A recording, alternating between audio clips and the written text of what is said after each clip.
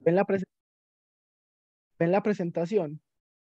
Sí, Listo, bueno, perfecto. Entonces el tema que vamos a tratar el día de hoy es el tema de neuropsicología y psicopatología.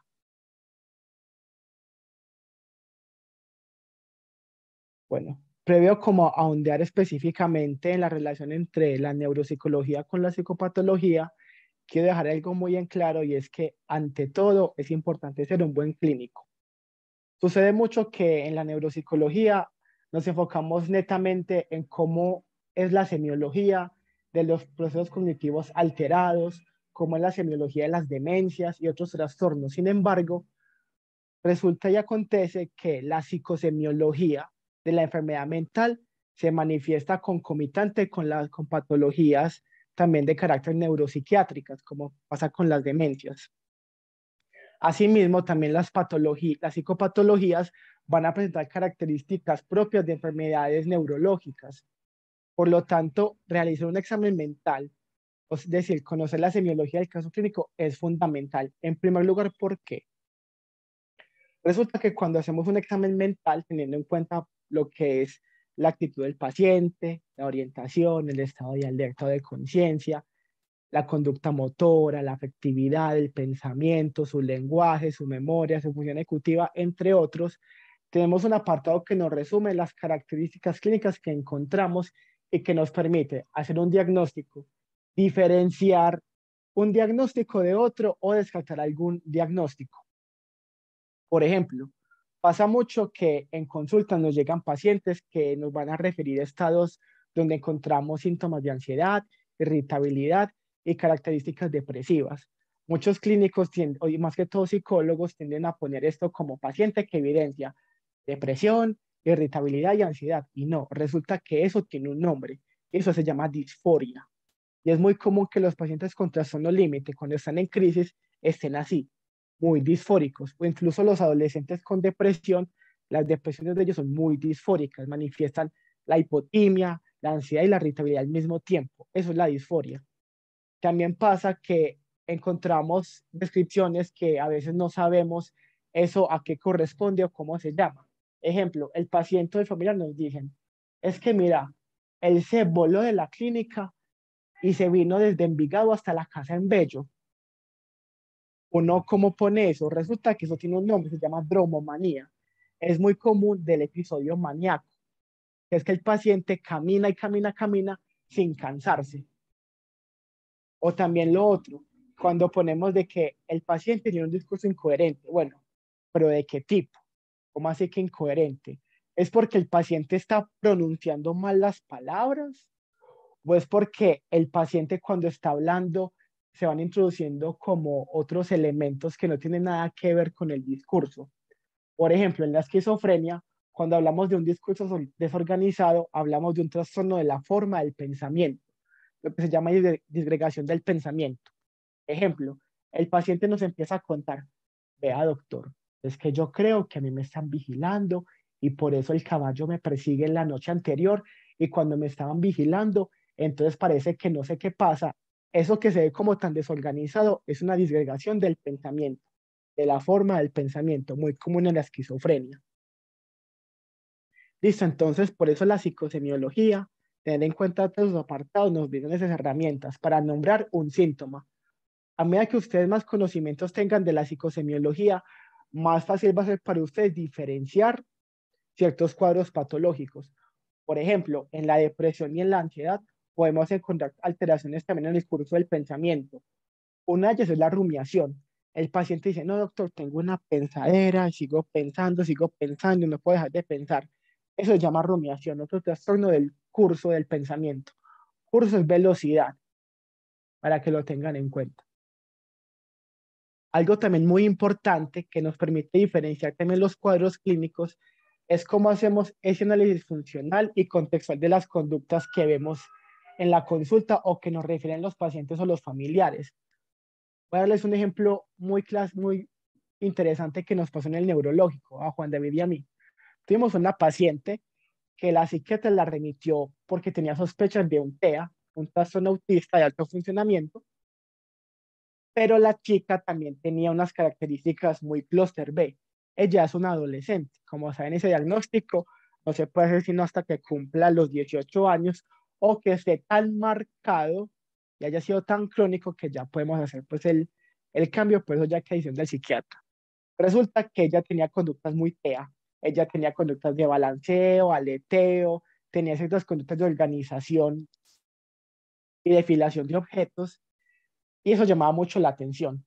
Haciendo la entrevista con ella y con el padrastro, nos dimos cuenta de que todo eso de ella fue más que todo observacional. Ella imitaba a la hermana, que ella, la hermana sí tiene un TEA, y ella como solamente socializaba con la hermana y con nadie más porque la mamá la aislaba en ese contexto, aprendió esos patrones como una medida de manejar la ansiedad propia, pero no como tal, como si fuera su patrón para relacionarse o para jugar simbólicamente, sino que al tener rasgos clúster B, la habitación experiencial la realizaba mediante esas conductas TEAs aprendidas a través de su hermana. Tuvimos otro caso clínico de un chico que tenía conductas disociales y un CI limítrofe, una capacidad de 75 más o menos, creo que le salió la prueba. Resulta que en el Vineland que es una escala de conducta adaptativa, hay una parte donde se habla del autocuidado. Si el paciente, por ejemplo, es capaz de identificar cuando tiene una herida grave, que él mismo se la trata o él sí mismo pide ayuda. En la entrevista con la mamá, como es una escala que se le aplica a la mamá, ella nos decía que él, para nada, que él se aporreaba ni se daba cuenta y seguía con las heridas así como si nada, no pedía ayuda ni se las curaba. Esa puntuación nos daría como un cero, de que el paciente no se cuida. Sin embargo, ya indagando con el paciente, vimos que él tenía mucho cutting, mucho autolesionismo, y nos dimos cuenta de que no es que él no sepa curarse heridas, sino que como tiene tan baja autoestima, tan bajo autoconcepto, él se las deja así porque le gusta verse así. No es porque no sea capaz, sino porque le gusta verse así. Y eso ya nos cambió mucho su funcionalidad, porque de hecho si hubiera sido como la mamá lo refería, habría dado para discapacidad. Y de hecho ese análisis que hicimos fue lo que nos permitió descartar la discapacidad. Y para que tengan en cuenta, cuando tengan un paciente que la inteligencia le sale por debajo de 75 y tiene mucho compromiso adaptativo, pueden hacer diagnóstico de discapacidad intelectual. Otro caso que me pasó fue con una paciente con demencia, creo que era una demencia vascular. La paciente, ella era muy apática, literalmente tenía la hipomimia es que la expresión facial está muy disminuida, era una paciente muy irritable también y no le gustaba hacer nada, muy poco colaboradora. La hermana me decía, doctora, ella está tan mal que ella ya ni siquiera sabía ahorrar, ella ya ni siquiera reconoce los billetes. Y hay que tener algo en cuenta, cuando los pacientes están apáticos también son muy abúlicos y muy anedónicos, no les gusta literalmente hacer nada, no sienten motivación por nada. ¿Yo qué hice? Bueno, pongamos en contexto esto. Así que en mi billetera saqué billetes y le dije, bueno, ¿cuáles son estos billetes? Me los nombró todos, simulamos unas compras e hizo las compras, se acordaba cómo sumar y multiplicar, cómo restar, y es una paciente con baja escolaridad. De no haber hecho este análisis, habría punto ya para ya un trastorno mayor, cognitivo mayor, de una demencia muy moderada y no. Era más bien una demencia leve, pero por esas características psiquiátricas, el cuadro tendría a verse mucho peor. Entonces, chicos, miren acá la diferencia de esto. La semiología del caso clínico, su psicosemiología, cómo están viendo ese paciente a nivel mental y esas conductas realmente cómo operan en el contexto.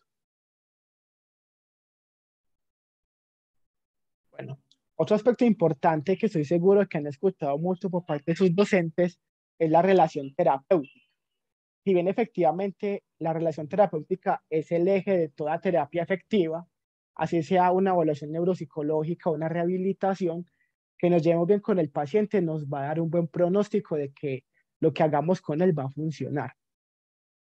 Pero aquí quiero traerles a colación cómo es esta relación terapéutica en ciertos ambientes invalidantes que tienen que ver mucho con nuestro sistema de salud. Desconozco cómo sean nuestras instituciones como Mente Plena, como en las hermanas hospitalarias o en Sameín, pero en el mental nuestro sistema de salud era un poquito difícil porque las citas eran muy espaciadas y era mucho volumen de paciente. Entonces, uno hacía terapia, por decirlo así, cada mes con los pacientes. Y de verdad, uno como clínico sabe que no va a haber mucha eficacia. Así que uno como clínico puede manifestar mucha frustración a ver que sus pacientes no mejoran a causa del sistema. A veces uno puede llegar a culparse a sí mismo o incluso a los mismos pacientes de que no mejoren. Y a raíz de esto, los pacientes desarrollan como ciertos síntomas debido a esta iatrogenia, lo que hace que se vuelvan más reticentes a los tratamientos. Por mi parte, yo sentí esos sentimientos también de frustración hacia ellos y hacia mí mismo, y me fui dando cuenta de que era una situación donde ni ellos ni yo teníamos el control, era el sistema. Así que cuando les suceda esto en una institución, tengan en cuenta que lo primero es que a ustedes mismos se traten con compasión, de que eso que está pasando se sale de sus manos y esto tampoco es culpa del paciente. Lo que yo hacía en el lomo era validar al paciente. Le decía algo como, es verdad, acá la situación del sistema no posibilita mucho que las citas sean muy seguidas. Eso no quiere decir de que usted no esté colaborando y que no sea su culpa. Decirle eso a ellos los enganchaba el proceso. ¿Por qué? Tuve un caso, un chico, digámosle chico R, un trastorno límite de personalidad muy severo porque venía con micropsicosis y el primer día de consulta él me habló de su experiencia de abuso sexual y también me contó mucho de cómo le había ido con otros profesionales y andamos mucho en ese tema y decidí entonces validarlo sobre cómo se sintió con esas malas experiencias durante la consulta. Cuando él se sintió escuchado respecto a cómo le fue de mal en otras terapias, fue cuando este chico se empezó a enganchar. Aunque las sesiones eran cada mes, él me cumplía con las tareas y hubo un momento muy bonito porque reflexionó sobre las disfunciones cognitivas que tenía y me dijo, doctor, con esto que tratamos, yo me di cuenta de que yo he tenido una perspectiva muy crítica frente a mi vida. Lograr que un paciente en ese ambiente, como es el ambiente del hospital mental, haga ese nivel de insight es algo maravilloso.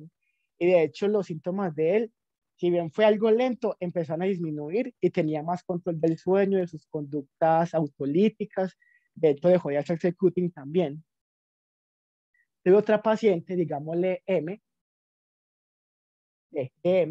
ella era un caso de ansiedad generalizada y ella tenía 17 años cuando la empecé a atender y era una paciente que constantemente nunca le dieron psicoeducación sobre cómo funcionaban sus conductas. Cuando yo me sentí a hacer eso con ella, y de hecho, cuando hay ambientes así tan invalidantes en el sistema de salud, la psicoeducación es fundamental, ella también se enganchó en la terapia y logré que dejara de rumiar tanto. De hecho, ya no tenía que recurrir a otras conductas de revisión o de chequeo para controlar su ansiedad, sino que simplemente con el mindfulness empezó a manejarlo todo. Así que chicos, tengan en cuenta que aunque estén en un ambiente laboral un poco difícil por el sistema de salud, siempre tengan en cuenta de que eso no es culpa de ustedes, no es culpa de los pacientes, siempre hagan el trabajo buscando intervenir en lo poco que puedan hacer y lograr ciertas mejorías, que si bien son poquitas, eso también le ayudan a las personas. Listo, ya entiendo en el tema que nos compete, hablemos de la esquizofrenia. De todos los trastornos mentales que hay en el DSM, la esquizofrenia va a ser el que más se entrelaza con la neuropsicología. ¿Por qué? En primer lugar, la esquizofrenia se ha teorizado como una patología del neurodesarrollo.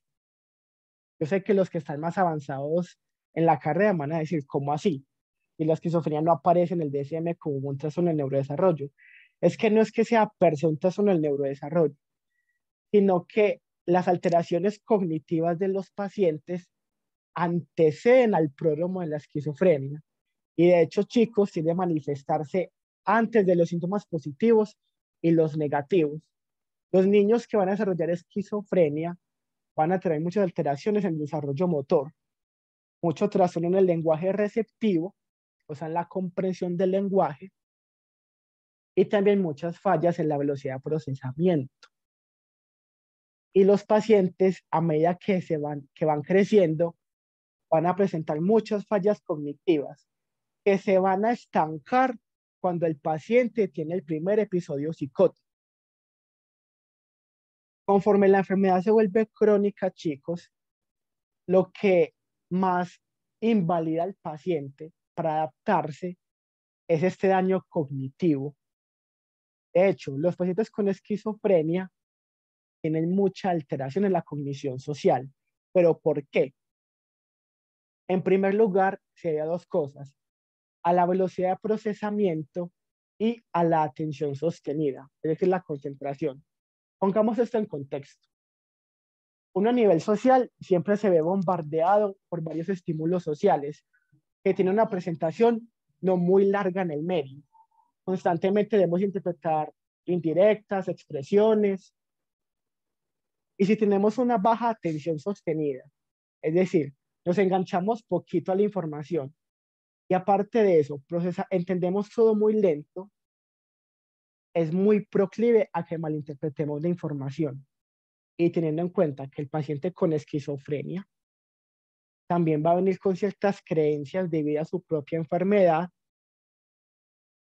fácilmente van a saltar a las conclusiones de lo que ocurre y no van a analizar todo a la vez y van a hacer juicios muy al azar, lo que conlleva a que perciban más su medio como algo hostil, afectando a su vez su cognición social. Pero ¿qué ocurre con el paso de la enfermedad? Resulta que el perfil cognitivo tiende a ser relativamente estable. ¿Cómo así? Un 50% de los pacientes seguirán con el daño cognitivo que venían. Otro 40% van a tener un deterioro sutil y un 10% se van a deteriorar significativamente. ¿Por qué? Principalmente un ambiente invalidante. Cuando los pacientes son hospitalizados, en la hospitalización lo importante es sacarlo de la crisis. Y muchas veces no se les brinda terapia ni rehabilitación neuropsicológica. En Estados Unidos, las guías clínicas hablan de que la intervención con esquizofrenia tiene que estar guiada en primer lugar por el tratamiento farmacológico, en segundo lugar una evaluación neuropsicológica. De hecho, hay una batería que es un consenso de clínicos llamada Matrix, que se encarga de evaluar la función cognitiva en la esquizofrenia y su función y su desempeño funcional.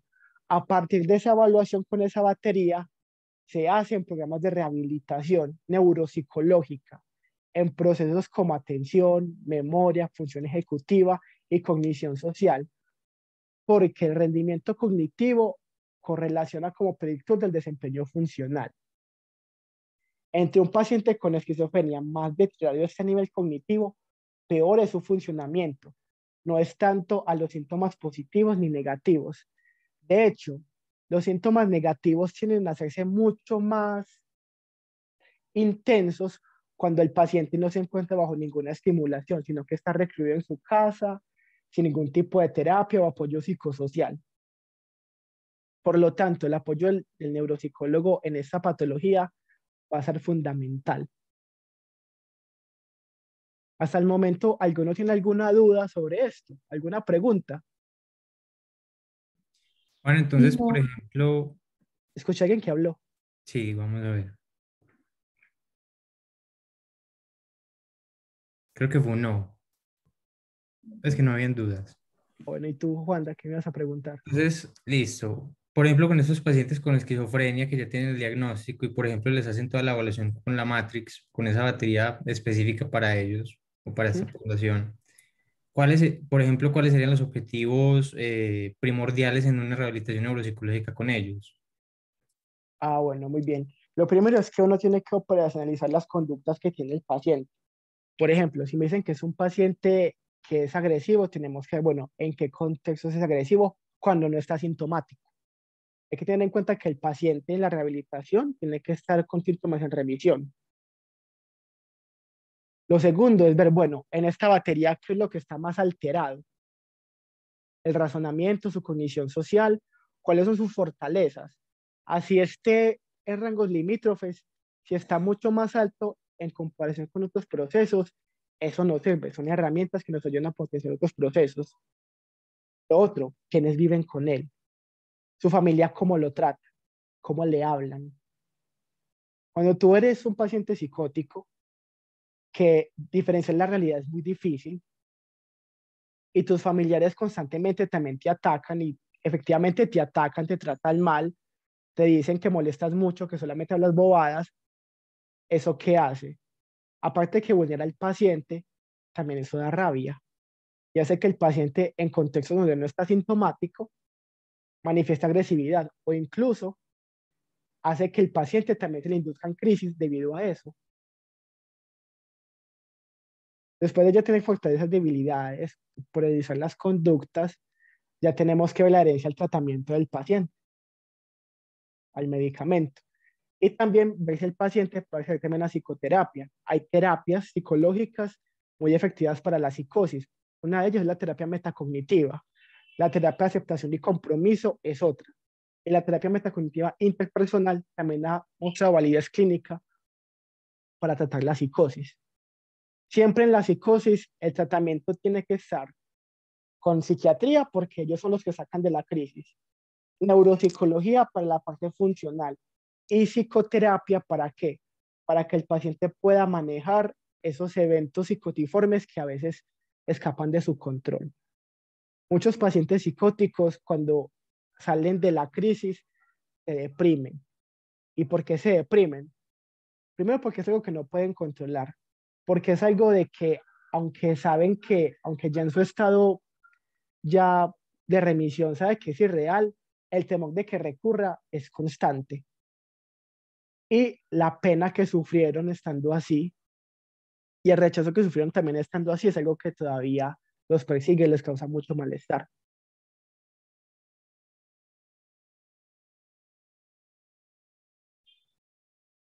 Listo. Bueno, ¿cómo se ve entonces ya la neuropsicología en otros trastornos mentales? Empecemos con la depresión. Las depresiones a largo plazo o depresiones que tienen que ser muy refractarias con el riesgo de que nos causen cierto deterioro cognitivo en los pacientes, más que todo a nivel de la memoria.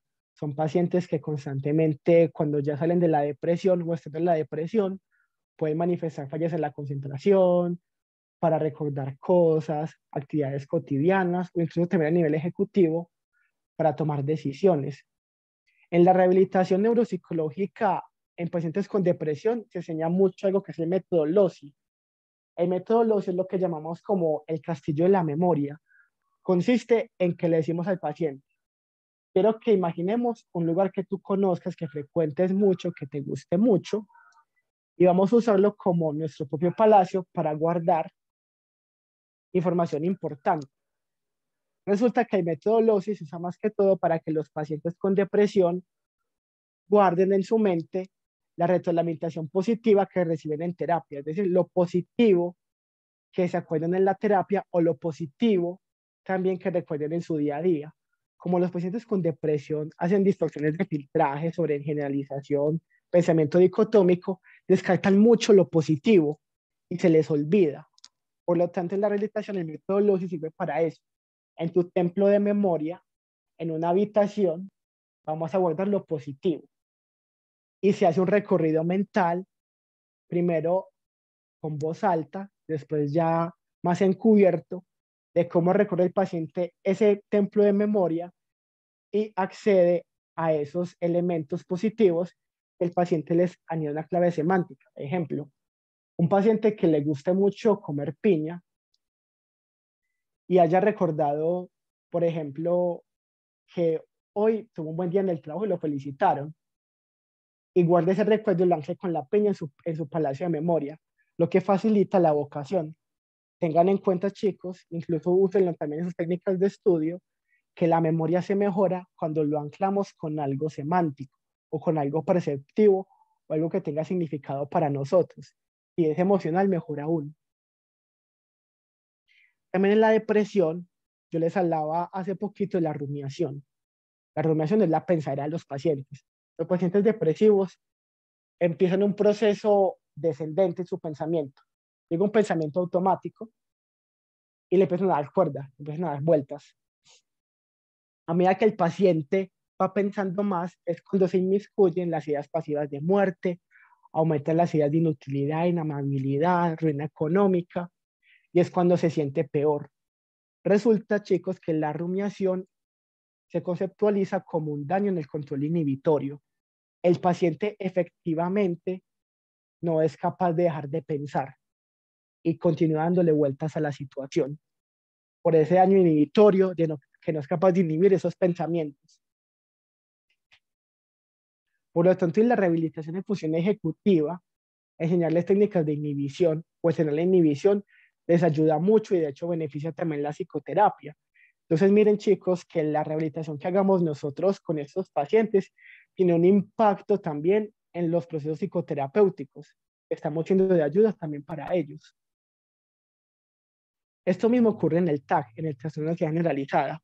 Ellos también tienen pensamiento rumiativo, aunque es más de tipo catastrófico, también tiene un aumento en ciertas creencias. Por ejemplo, les aumenta el descontrol.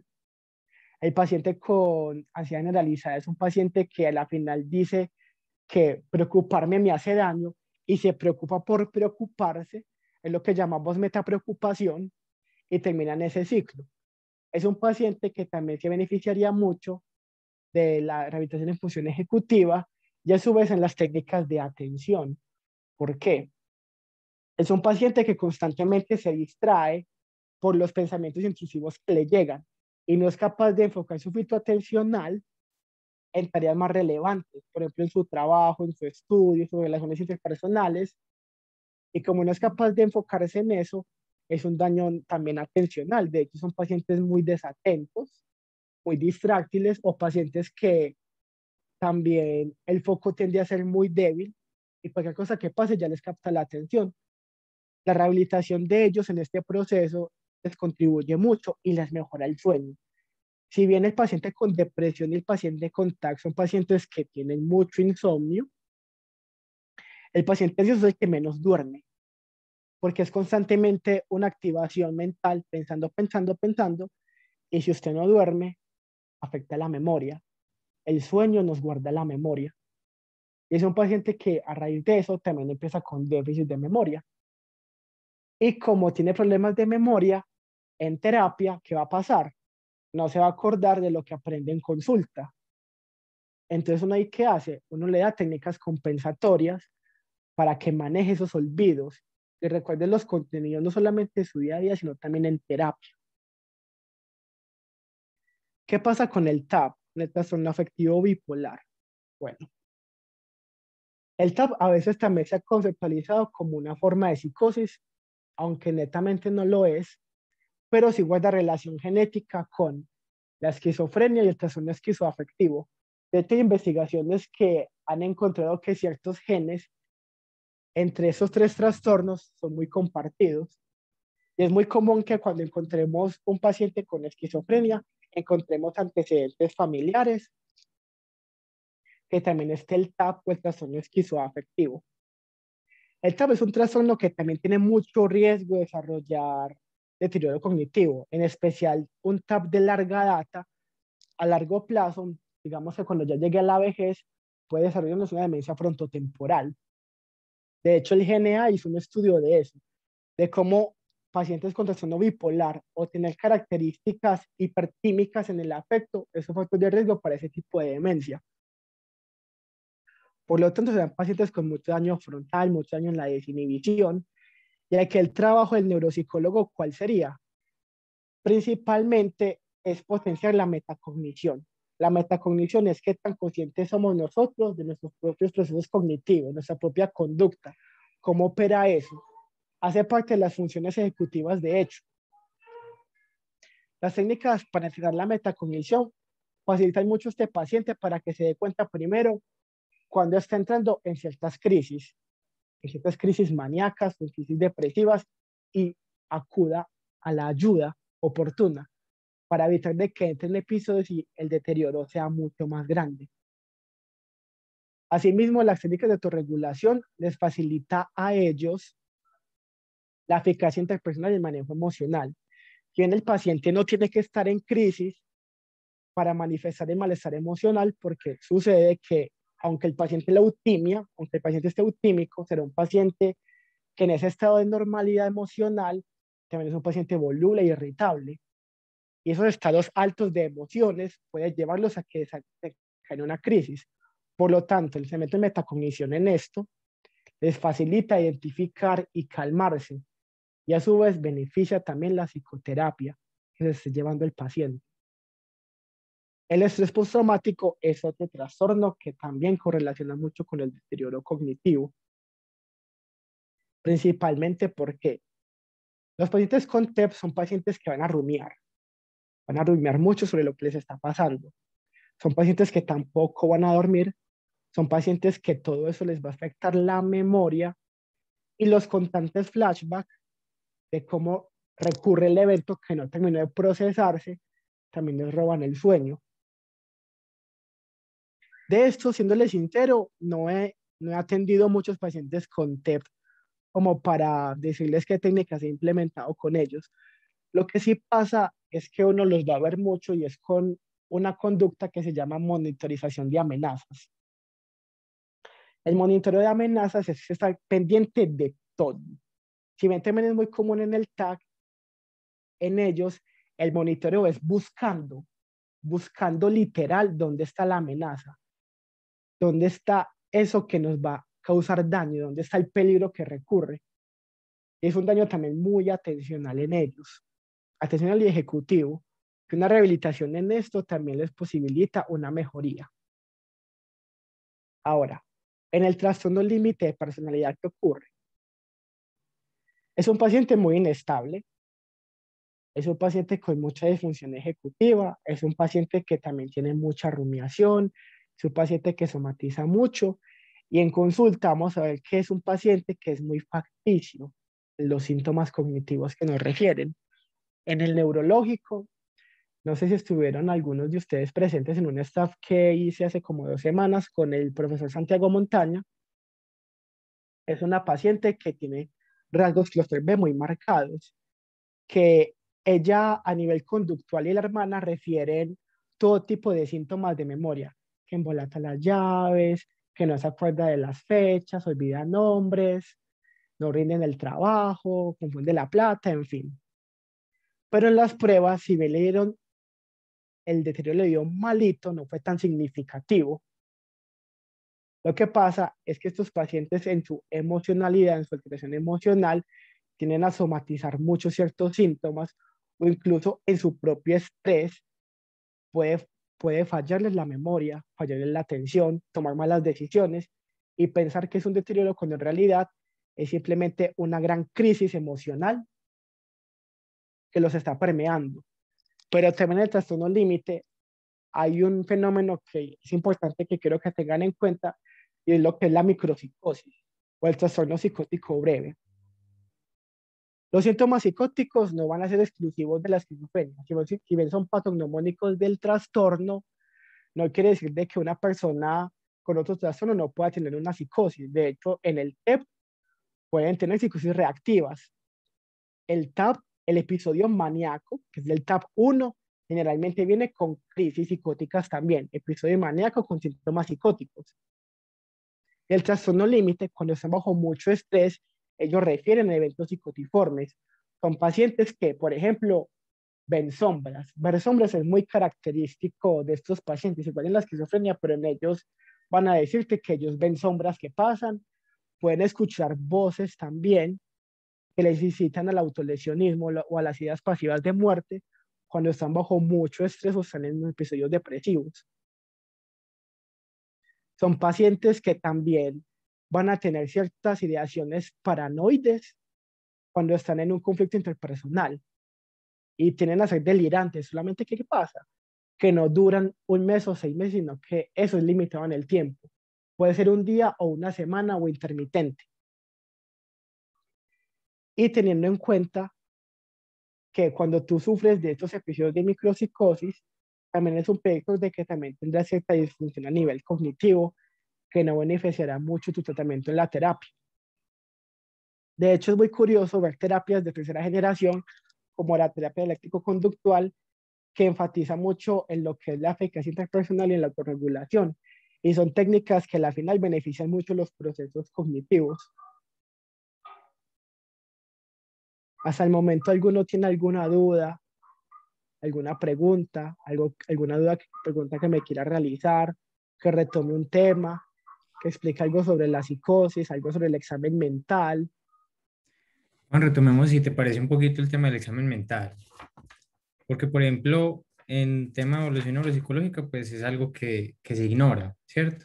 Ujú. Y realmente en el neurológico, pues ninguno lo hace, pero pues realmente es como que un complemento muy importante para todo el tema, como tú lo decías, de la hipótesis diagnóstica, sobre todo pues con todos estos trastornos que tú mencionabas.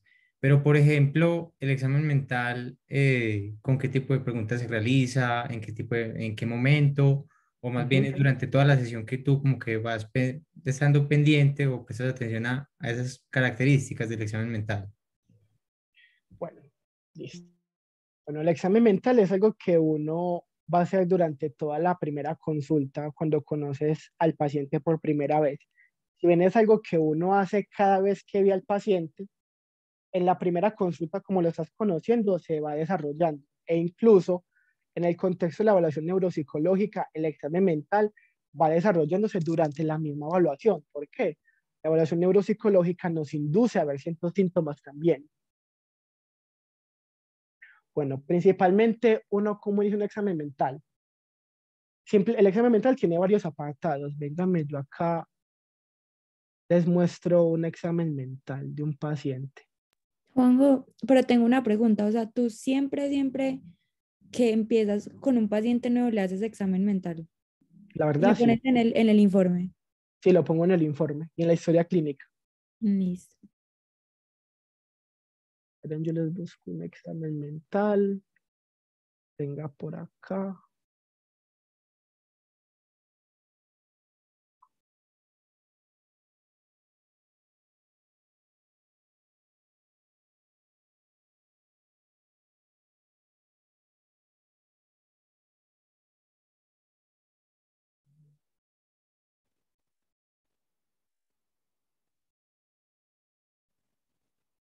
Mm, Estoy buscando uno que haya estado sintomático aquí. ¿Dónde se acuerda de Diego León? Sí, sí, sí. De hecho, pues ahorita la idea era como también hablar de unos pacientes, era uno como que tenía en mente, que pues es de un tema que tú ahorita estás hablando, de esos pacientes que tienen como algo como un trastorno afectivo bipolar, que más Ujú. adelante empieza a parecerse una DFT variante conductual. Entonces, como para tocar el examen mental de él y hablar un poquito más de él sería súper interesante. Y mire, ese es el examen mental de un paciente ya, un paciente que vimos en el neurológico. Ya saben el nombre. Bueno, resulta que es un paciente que llegó con sospecha de deterioro cognitivo al neurológico y notamos algo en consulta y es que literalmente parece hipomaníaco durante toda la consulta. Y indagando con las PAN nos dimos cuenta de que él siempre fue así, pero nunca fue hospitalizado por psiquiatría y los episodios depresivos de hecho no están documentados. Es un paciente que tenía muchas características de un TAP, pero no llegaba a hacerlo, ni que de un TAP 2, lo que llamamos el temperamento o la personalidad hipertímica. Es gente que es muy jocosa, muy activa, muy feliz, por decirlo así, muy impulsiva, pero que no llega a cumplir criterios clínicos de ese trastorno, del TAP. Pero a raíz de su deterioro cognitivo, esos síntomas se exacerbaron y efectivamente en consulta el paciente se en un episodio hipomaníaco. Entonces, empezamos con la actitud. Es algo que uno ve, es algo que uno ve, uno observa, que es muy de la relación de tú a tú con el paciente. Es un paciente jocoso. ¿Cómo así que jocoso? Un paciente que daba risa, pero nos colaboraba y nos mantenía el contacto visual y el contacto verbal. O sea, el paciente sí nos hablaba y sí nos miraba a los ojos.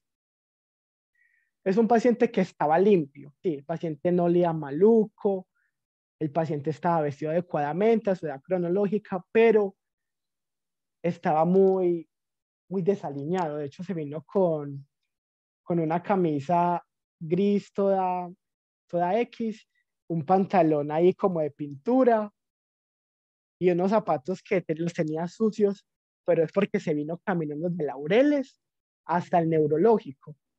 Es un señor que tenía 70 y punta, ¿no, Juanda? ¿Cierto? Sí, era muy mayor. Era 70 muy mayor. creo que tenía. Eso es dromomanía, chicos. Un señor con esa edad se vino caminando así rápido, llegó rápido al neurológico, se vino solo caminando.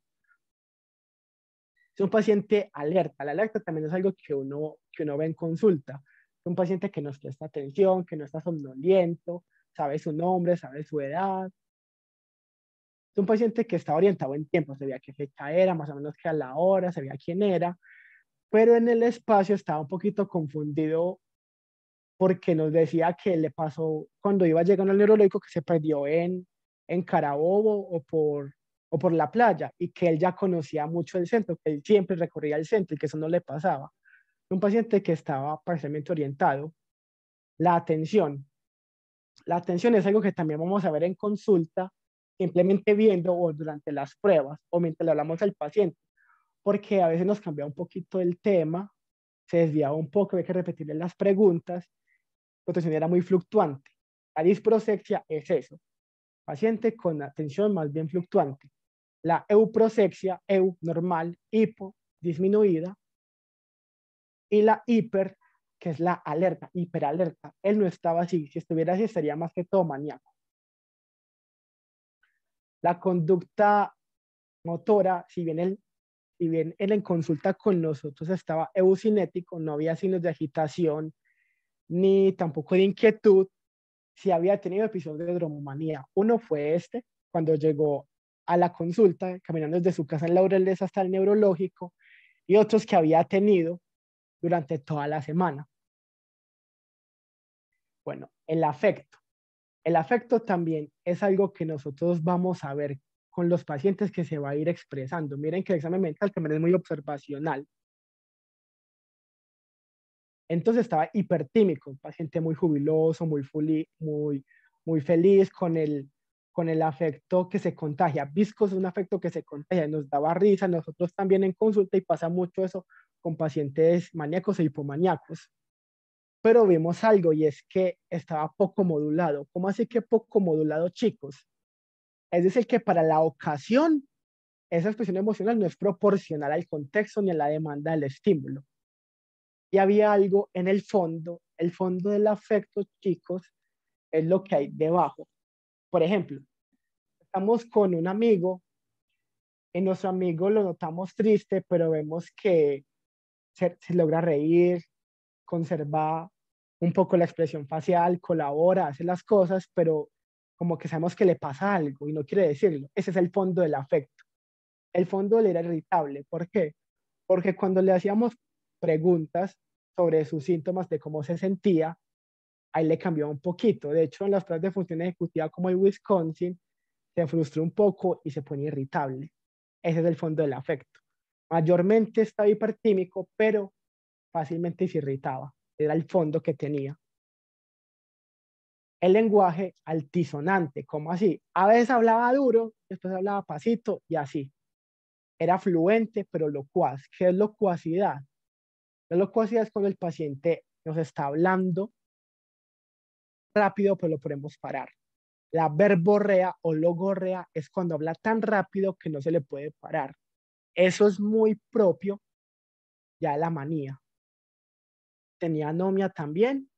Circunloquios es que da muchas vueltas para denominar objetos, denominar cosas u objetos. Bueno, tenía parafasias. Ya en el pensamiento, lo que me preguntaba Juanita, uno pregunta de la siguiente manera. A veces uno abarca como el terreno neutro. Por ejemplo, cuando un paciente no quiere hablar de lo que le sucede, uno se mete por otro tema de interés por el paciente. Me pasaba mucho, por ejemplo, en el mental, que los pacientes no querían hablar de lo que les sucedía sobre todo los pacientes psicóticos, porque sabían que los iban a dejar hospitalizados, y yo les decía, ve, te veo muy ansioso, como muy enojado por algo, te está pasando algo que te moleste, que te tenga maluco. Entonces ahí es cuando los pacientes empiezan a dar pistas de lo que les pasa. Ese paciente en cuestión, no este del examen mental, sino el que les digo, me decía, no, doctor, es que a uno lo persigue el mal, cosas malas lo dejan, no lo dejan a uno quieto. Y yo, el mal, ¿pero qué?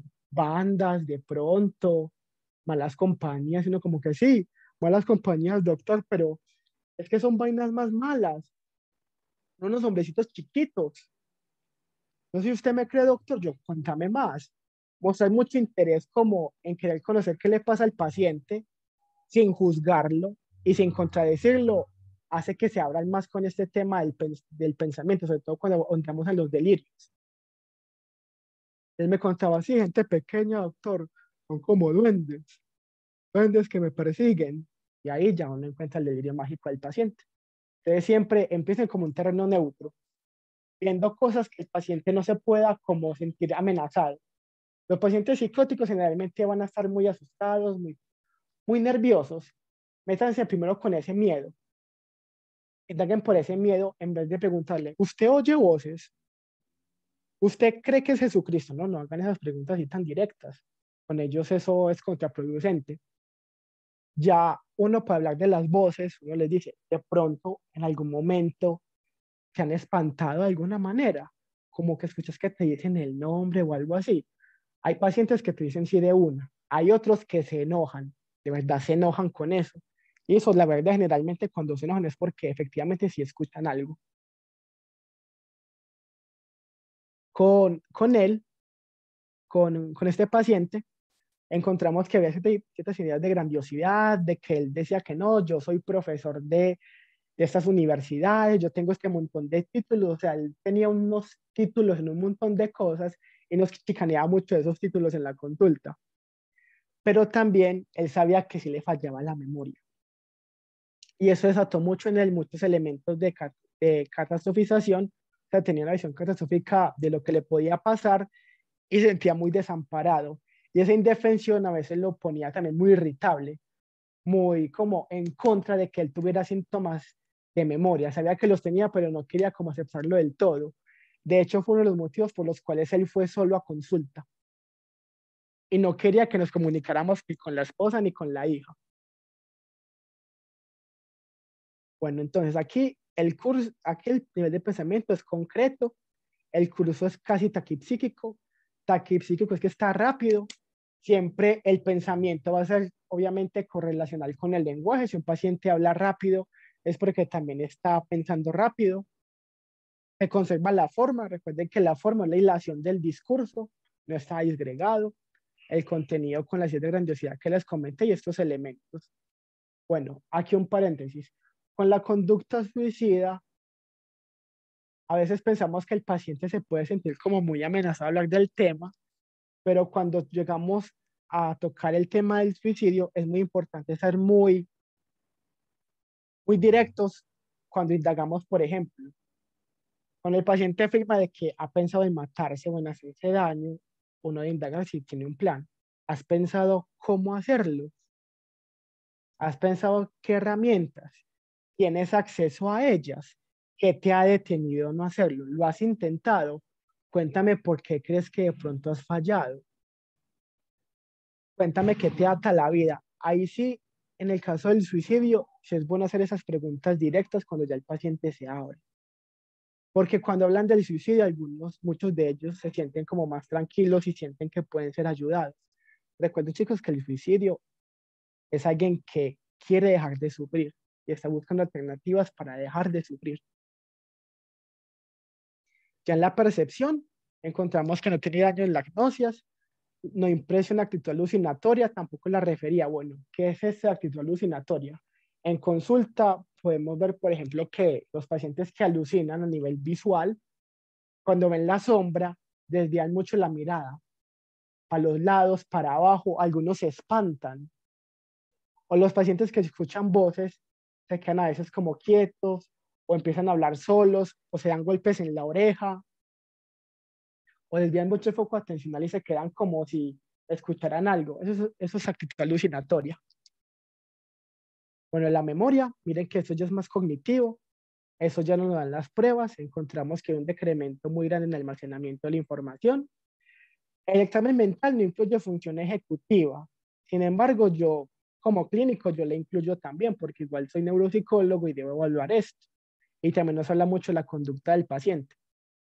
Paciente que era inflexible, con baja operatividad en la memoria, baja toma de decisiones. Hicimos una prueba que es el juego de cartas de Iowa, que se nos enojó ahí, pero que nos alegaba mucho de que le estaba haciendo trampa. Que la Pero instrucción no, era muy vaga, no era suficiente, que querían pues como que pedía mucho más de la instrucción y ahí es que se empieza a notar lo que tú decías, del fondo que era irritable. irritable. Ajá. El juicio está relativamente conservado. Aquí con el juicio quiero hacer un énfasis y es que tenemos un juicio conservado, deteriorado y desviado. Un juicio conservado es un paciente que puede tomar decisiones adecuadamente, diferencia la realidad de la ficción y tiene una cierta introspección de lo que le sucede. Bueno, resulta que él, evidentemente, si bien sí podía tomar ciertas decisiones lógicas, racionales y todo eso, respecto a sus síntomas, maniformes y su cambio de conducta, no era muy consciente de eso. Y de hecho, aunque él sabe que tiene problemas de memoria, se negaba a afrontarlos, pero sabía que los tenía, por eso lo puse relativamente conservado. Un juicio deteriorado es cuando el paciente ya toma decisiones muy riesgosas, muy poco productivas o muy poco acertadas y los lleva a tener problemas. Un juicio desviado es con el paciente psicótico. El paciente con delirio paranoide, delirio de difusión o control del pensamiento, va a actuar conforme su delirio. O sea, para él efectivamente lo quieren matar, lo están persiguiendo para matarlo. Es real para él que le controlan los pensamientos, que le roban las ideas, pero eso solamente ocurre en su espacio subjetivo. Por eso en pacientes psicóticos, chicos, se pone juicio desviado. El raciocinio ya es como la abstracción, y como él es un hombre letrado, porque sí confirmamos que tenía ciertos títulos universitarios, para la abstracción estaba muy quedadito, por eso se puso deteriorado. La introspección, más bien moderada por los síntomas cognitivos y nula frente a sus síntomas afectivos, que se exacerbaron. Introspección incierta, porque estaba sin manejo por psiquiatría, no está manejo por psicología, un paciente que vino particular a la cita, creo, que vino particular a la cita al neurológico. Y en la conducta habitual, es como la conclusión de todo y ponemos paciente que evidencia síntomas maniformes. Listo, Juan, súper completa y pues como toda esa parte del examen mental que lo podemos ver bien a detalle. Y bueno, ya como por cuestión de tiempo, si nos toca parar acá, realmente muy agradecido pues con que hayas estado interesado en participar. Yo creo que la forma en la que tocamos el tema fue muy agradable, muy chévere. Se tocaron casos muy interesantes. Y bueno, esa última partecita del examen mental, súper importante para que la empecemos a aplicar y a tener en cuenta. Por ejemplo, chicos, antes de que se desconecten, hay un libro, lo venden en la UPB, se llama así, Miología, tercera edición, vale 32.000 pesos, 36 para ustedes porque no son egresados de la UPB, si lo son muy buenos. Lo venden en la biblioteca de la UPB, en la tiendecita que queda fuera de la entrada de la 70. Es muy bueno. Con este libro yo aprendí mucho. Hay otro libro que se llama, que ya es un libro pues virtual, Examen Mental en la Práctica Clínica. Perdón, es Entrevista Clínica. Entrevista Clínica y Examen Mental. Es un libro de un psiquiatra americano. Él es dinámico, pero la entrevista y el examen mental lo hace como se debe, desde la perspectiva cognitiva conductual. Da muchas herramientas para que ustedes adquieran como estrategias para manejar durante la entrevista clínica, cómo afrontar cuando un paciente los amenaza, cómo reaccionar cuando un paciente está psicótico y ustedes están solos con él. Entonces, para que lo busquen y también se den una ley grip. Listo, Juan, muchísimas gracias por esas recomendaciones y por el espacio en general. Mil Listo, gracias. con mucho gusto. Bueno, Mil gracias. nos vemos entonces en la próxima sesión. Dale, Gracias, Juan. Hasta luego. hasta Gracias, luego. Juan.